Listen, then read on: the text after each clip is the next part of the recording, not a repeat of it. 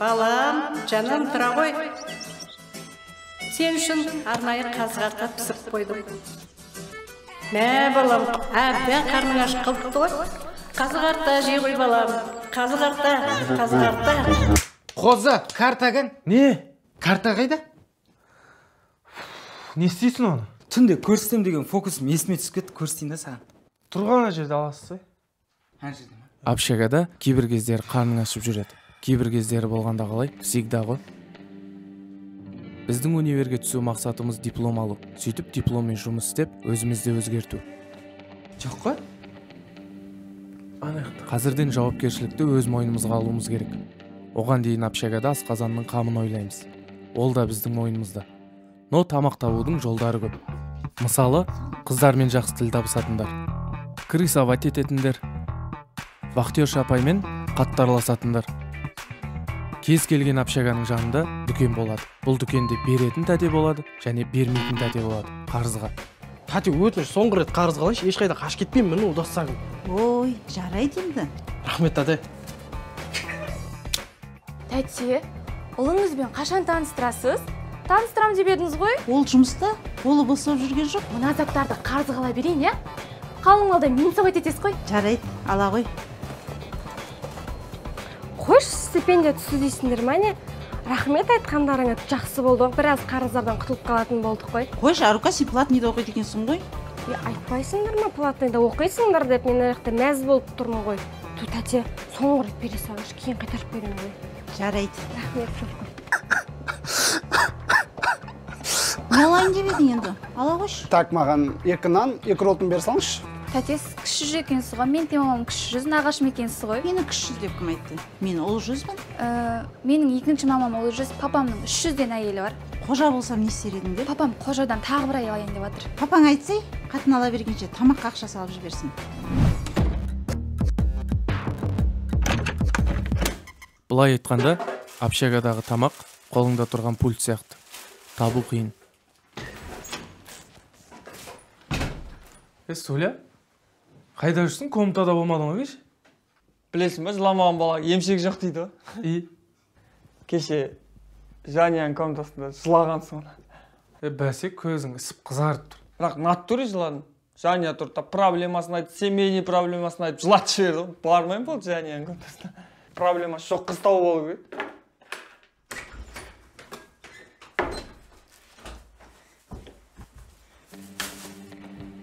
Жатам. Ема, қайдан алдың? Қайдан алдың дегеніз, аңға шықтым деген жоқпын ба? Аң, хозяйны кеп, аңымызды шығарып жүрмесін? Жоқ ой, холодильникте жатыр әшін, ертең мұз болып қатады да, сонымен мусорға тастай жүреді по-любому.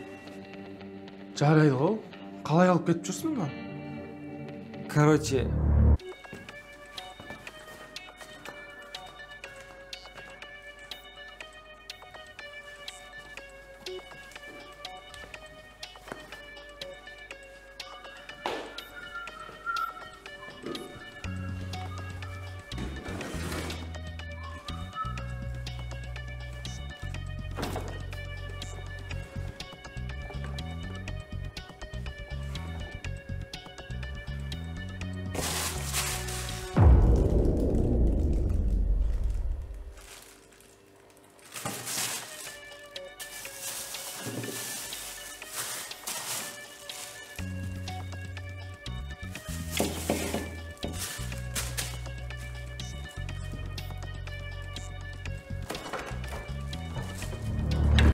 Моңғол, мынау қате, ұят болады.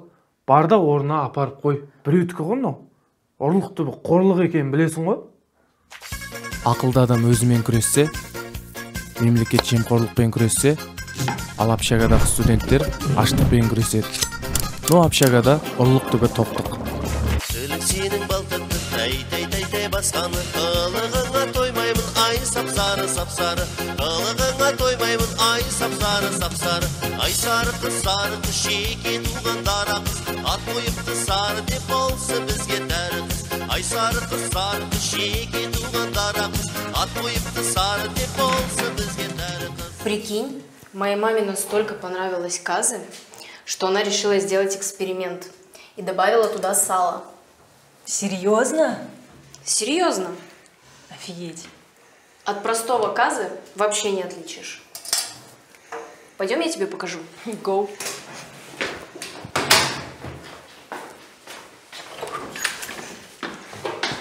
Ойлап таппайтындар жығай.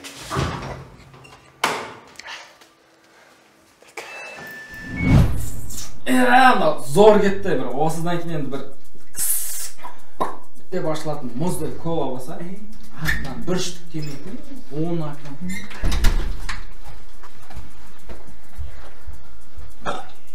Қалай? Қазын дейсі, әкетті ма? Бүгін менде бір креативный кездесу болайын деп тұр. Обычно қыздармен сүйіскенде сағыздың дәмі шығып тұратын еді ғой. Бұл жолы со вкусом қазы болайын деп тұр. Қалай болады екен? Ол жарайды ғой. Ата қайда жүрсің? Мен статистикеде болдым. Білесіңдер ғой, елбасы медалін алу керек маған. Ачы шақырмайсыңдар мені. Сен өзің айтатын ба? Білім дейтін 1000 жылдық азық деп. Сен тоқшор деп ойладың. Ладно, мынау қайдан алдыңдар өзі қазыны? Кухнядан періп кеткенсің. Епа, үлкен қателік жасадыңдар жігіттер. Ойбай, не? Үлкен қателік жасайтын деп. Шошқан етін әкеп жеп отқан жоқпыз ғой? Вот именно.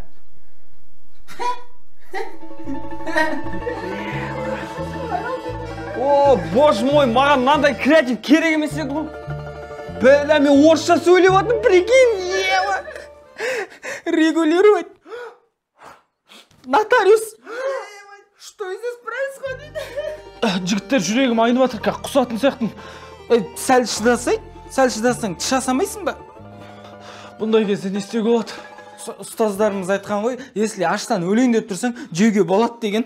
Все, успокойтесь. Мә, орысша сөйлеп жатырмын менде. Походу, исінен маяк ұстадым мен. Сендер тыныш отырыңдар, мен бар кухняны тазалап келейін. Задно тіс жасал, е? Кітап оқитын пайдасы осы жерде теген шығар маған, ё-бая. Сөйле. Зато кайф екен, бірақ дәм, е? Кумаш, перестань. Ё-май! Бұл общагада өте үлкен ұрлық болған. Бізге қалайда сол ұрлықшыларды ұстау керек.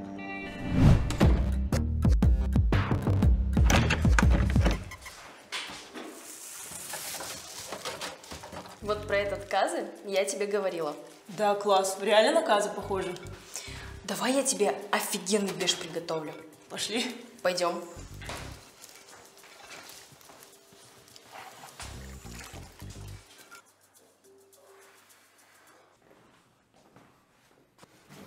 Қайдан келе жатсың? Кухняда посуда жуып келе жатқам ғой. Ұрлағаныңды білдіртпейін деп артын тазалап қоятсың ба? Жоқ. Көзіме қараш. Қап-қара түнек пе? Иә. Бұл сенің отыратын жерің. Егер де мойындасаң, форточканы ашып қоям, жарық түсіп тұрады. Жоқ, ештеңе ұрлаған жоқпын мен. Білем ғой мен сендерді. Байқамай алып кетесіңдер, болмаса ұрлап кетесіңдер. Ойлаңдар, байқамай қамап түсініп.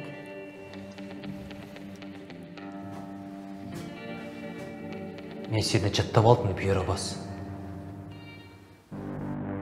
Бұл проблемалар менің кредитім сияқты. Біріншісі енді бітіп еді, екіншісі тез келіп қойды.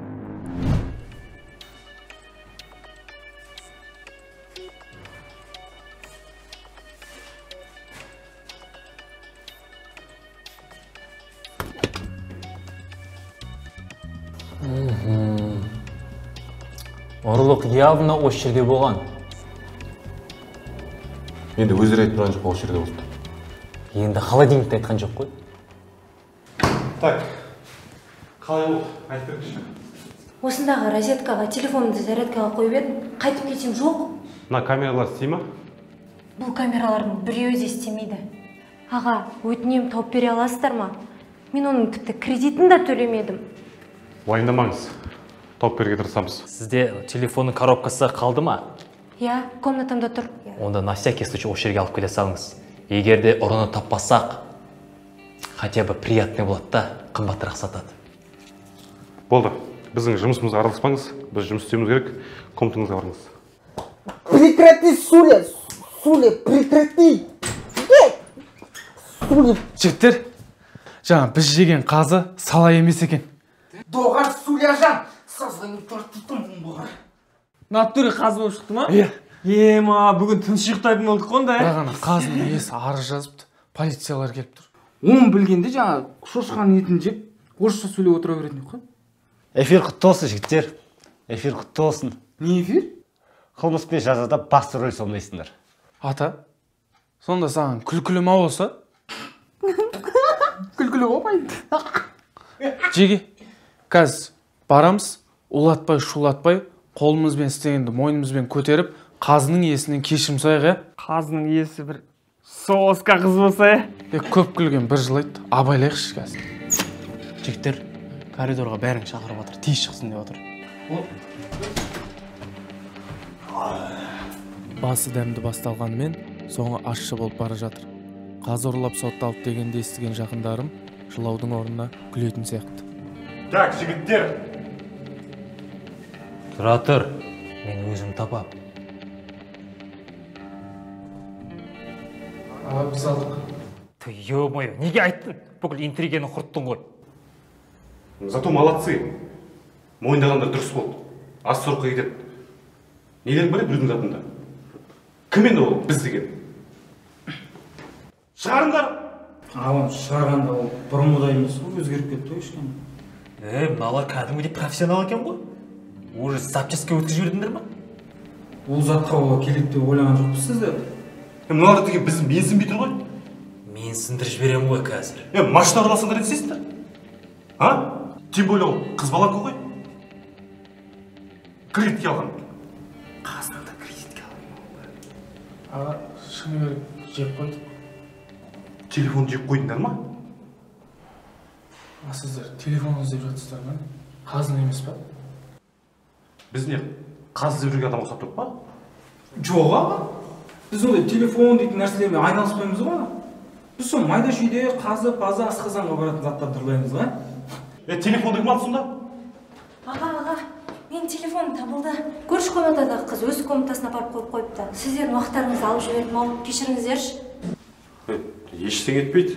Өзіміздің жұмыс қой. Жігіттер, біз тәуелсіз егеменде тұрып жатырмыз. Бұл біз үшін үлкен жетістік.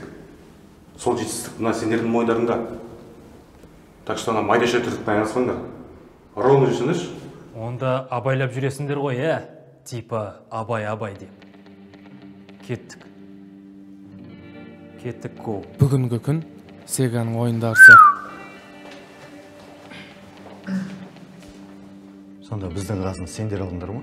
Әр кезең алдыңғы кезеңдеге қарағанда қиындап бара жатыр. 209 10 минуттан кейін 313-ке.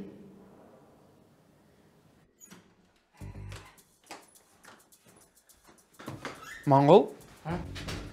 Кішкене аяқ киімді бұлай қарай шешу деген жоқ па сенде? Ой, таптаза ма? Ноп-ноңай ғой кеше ғаламын. Бірақ атаға риза болдым сонда да. Жаңа бізбен бірге бір қатарға тұрып, кәдімгідей бар ғой. Ойбейді, неменеге тұрмайды екен? Қазын иісін иіскеп маяк ұстаған жоқ па жаңа? Бірақ байқадыңдар ма? Телефон жоғалтқан соска екен, Бірақ мені көрген кезде өз-өзін жоғалтып алайын деді ғой. Қазының тарихы Қазақстан тарихына ұзақ болып кетті ма? Қумаш ата, оқымыстың деген сайын. Қазақстан тарихы деген баяғыда басталған ғой. Ата, сен қала бер, қатысың жоқ па? Сөйле, Моңғол, кеттік. Чо там, біздің қазыны жеп, қарындарың тоқ. Асқазандарың сіңіре алмай жатқан шығар, братым, сіңіре алмай кеттік. Коласы дегеніміз ғой, таппай кеттік. Соны айтамды оларға. Кола бір болса ресторанда болады дегенсің ғой. Моңғол. Кола болады саған. Бірақ бүгін біз бірден антрактіден бастаймыз. Бұл ресторанның антракт кезіндегі әуен өзгергенімен биіміз өзгермеді. Бүгінгі күн қазы жедік пе, өмірден таяқ жедік пе, түсінбей қалдық. Бірақ түйгеніміз бар. Не кажется, или это похоже на обычное казы? Да. Кажется, что ты перепутала. На қазын ұрлағанымыз қате болмады ма? Ой қойш, білмей қалады. Білсе де қыздар деп ойламайды ғой. Қыздар, на қазының дәмі бір түрлі ма? Или мне так кажется? Қайда мені әкетіп барады қандай ғаламшар жанды әлемде жансыз адамдар қолымда менің жарықшам мұнда мәңгі түн орындалмаған армандар өмір деген парақта қателерім көп білемін мыңға боп